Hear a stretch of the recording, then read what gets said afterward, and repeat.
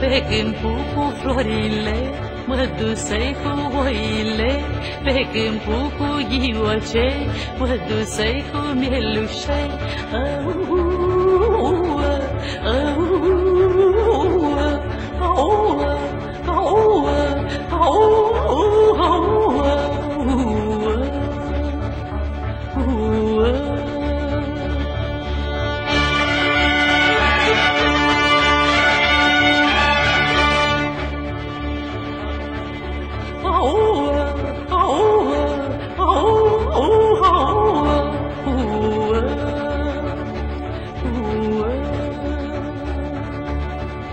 Mă așezai la umbră dea să lăsai oile să pască, îmi pusei armicina și începui să cos cu drag.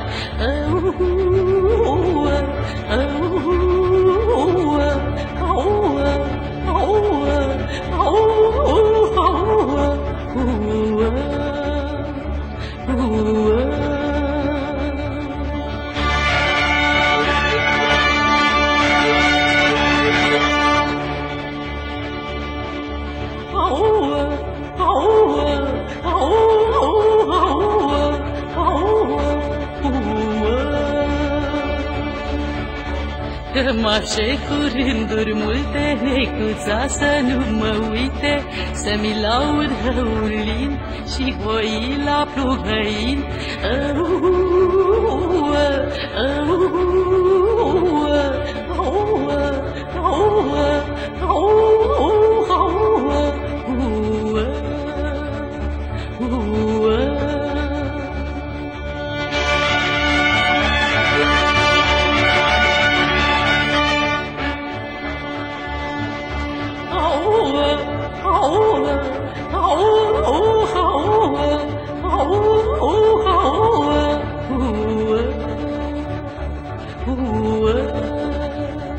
Că stătui și hăuli, oițele le pierdui, începuia le striga și mă auzi neca.